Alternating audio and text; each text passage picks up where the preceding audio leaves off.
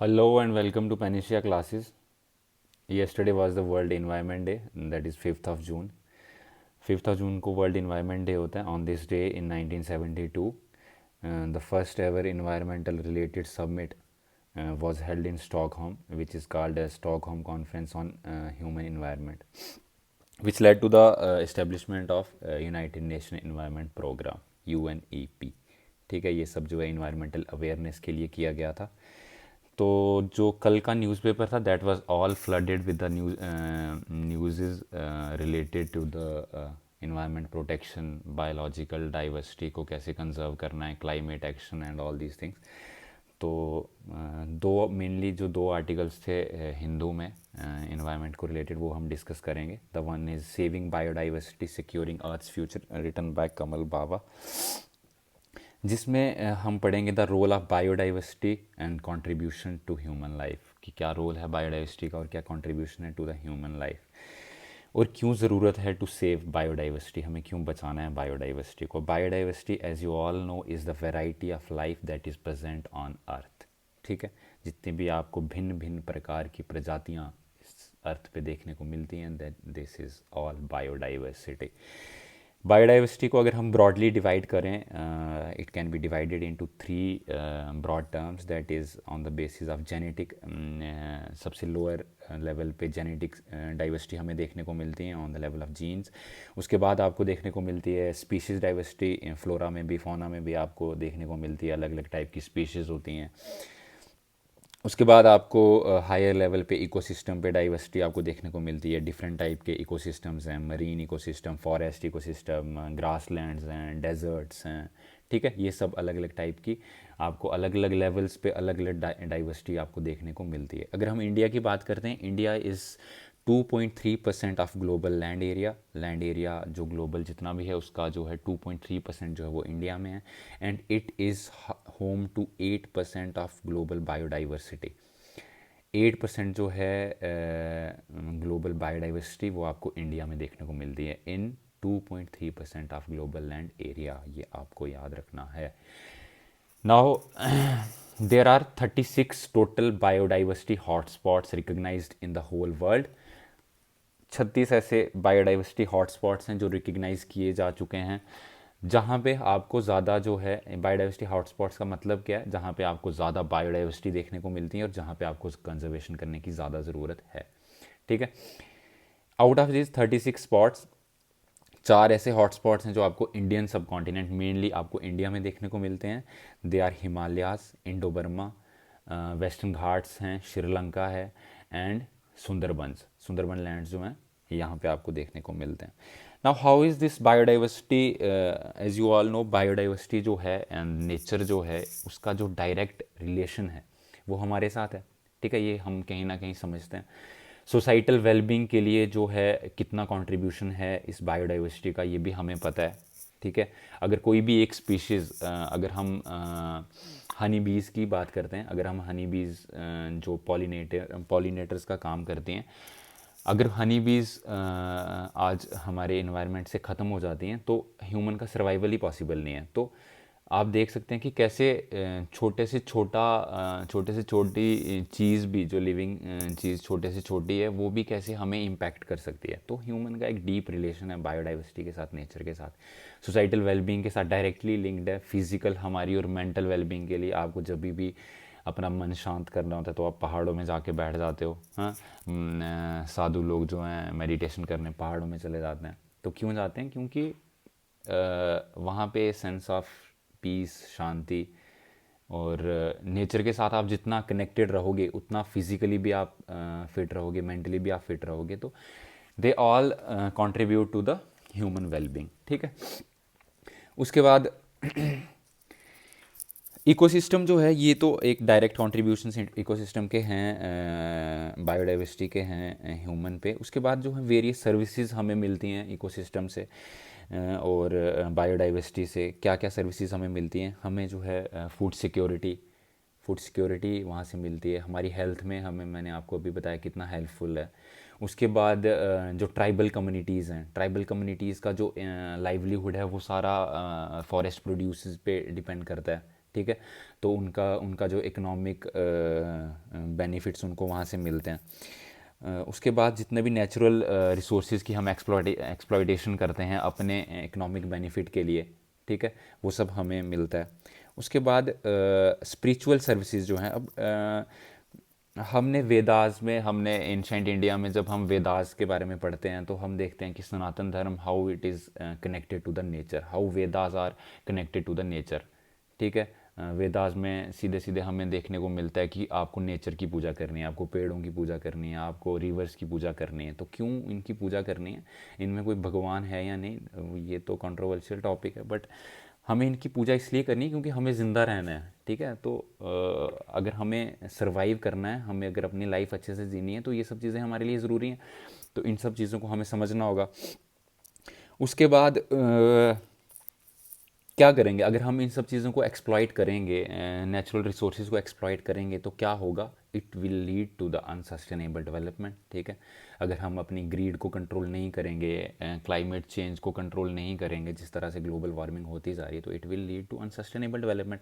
और आपके सामने जीता जाता उदाहरण जो है अभी आजकल के टाइम में, तो सबको पता ही है, जितना हमने एक्सप्लॉइट किया है नेचर को, the direct result is the pandemic, जिससे पूरी दुनिया जो है वो सफ़र कर रही है, ठीक है।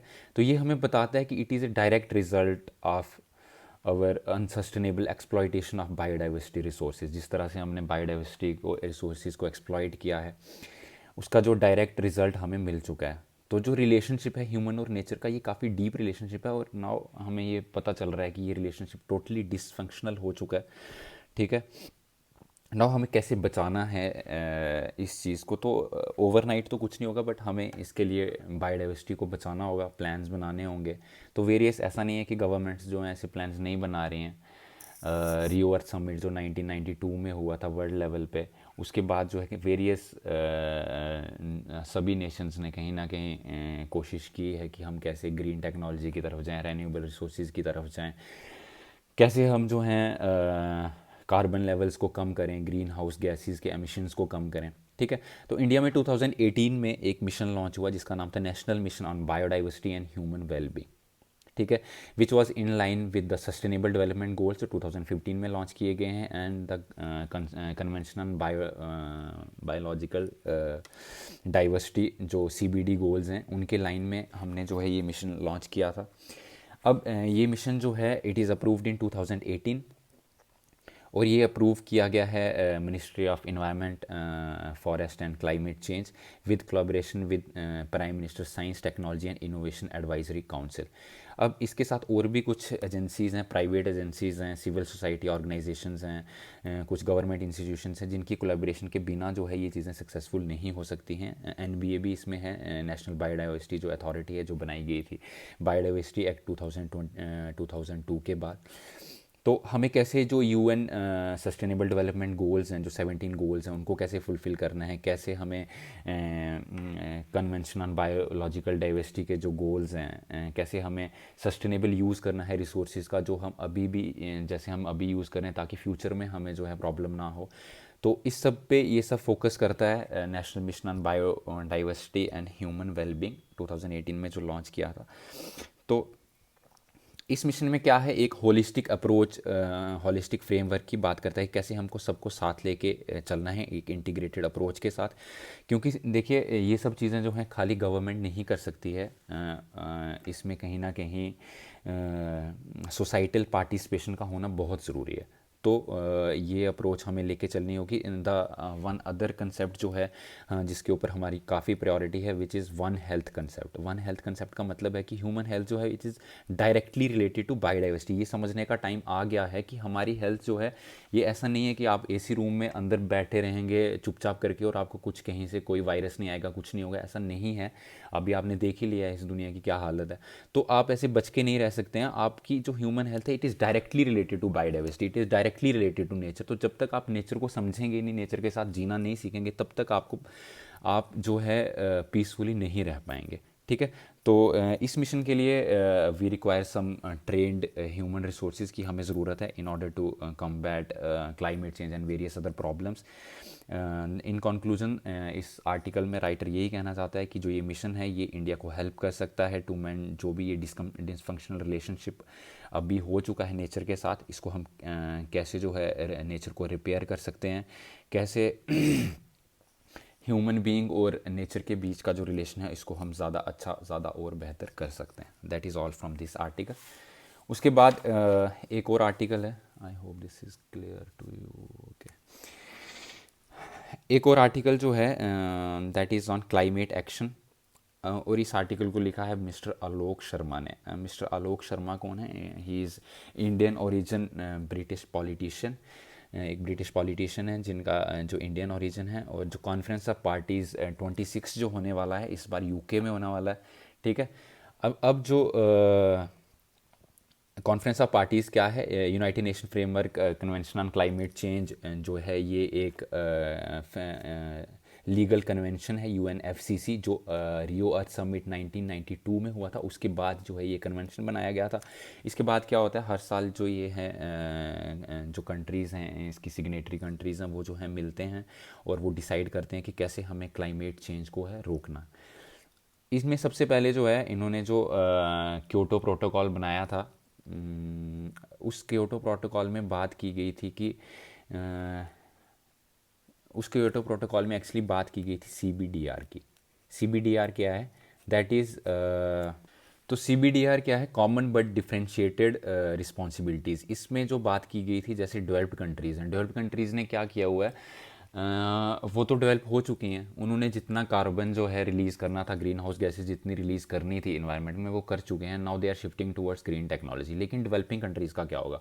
तो क्योटो प्रोटोकॉल में बात की गई थी कि जो डेवलप्ड कंट्रीज़ हैं उनको जो है ज़्यादा बर्डन लेना होगा, उनको ज़्यादा हेल्प करनी होगी डेवलपिंग कंट्रीज़ की क्लाइमेट चेंज में। लेकिन US और अदर कंट्रीज़ जो डेवलप्ड कंट्रीज़ हैं वो इसके साथ सहमत नहीं हुई और उन्होंने इसका इतना साथ नहीं दिया। देन 2015 में जो है पेरिस एग्रीमेंट आया, दैट इज़ करेंटली जो की एग्रीमेंट है कि क्लाइमेट चेंज को हमें कैसे कंट्रोल करना है।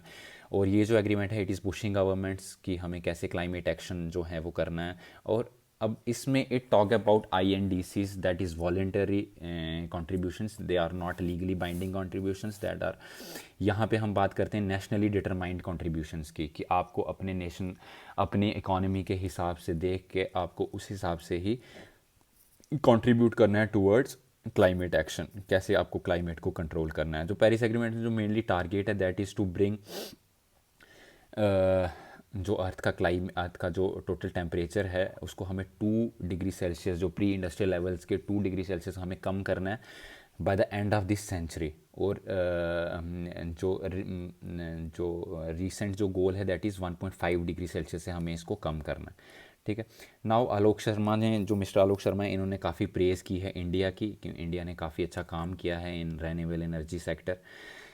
इंडिया का जो पिछले 20-30 साल से जो रेन्यूएबल एनर्जी है उसमें प्रोडक्शन में काफ़ी इंक्रीज़ हुआ है। सोलर और जो विंड एनर्जी में इंडिया में 4 टाइम्स, पिछले 10-20 साल में 4 टाइम्स जो है वो इंक्रीज़ किया है। इंडिया का जो टारगेट है that is 450 gigawatt of renewable energy हमें बनानी है बाय 2030। और इंडिया ने लीड किया है इंटरनेशनल सोलर अलायंस को भी, ये भी आपको पता होगा। नाउ इन 2019 जो क्लाइमेट समिट हुआ था उसमें मिस्टर मोदी ने जो है इस्टेब्लिश किया था coalition for disaster resilient infrastructure. ये क्या है? CDRI। It talks about how to mitigate the impact, कैसे हमें जो क्लाइमेट चेंज होता है और कैसे हमें ये क्लाइमेट चेंज और जो डिज़ास्टर्स जैसे सुनामीज़ आती हैं या फिर और जो नेचुरल डिज़ास्टर्स होते हैं उसमें जो वल्नरेबल कम्युनिटीज़ हैं उनके ऊपर जो इम्पैक्ट होता है उसको कैसे हम मिटिगेट कर सकते हैं, उसको कैसे कम से कम कर सकते हैं। ये जो है हमने लॉन्च किया था 2019 में।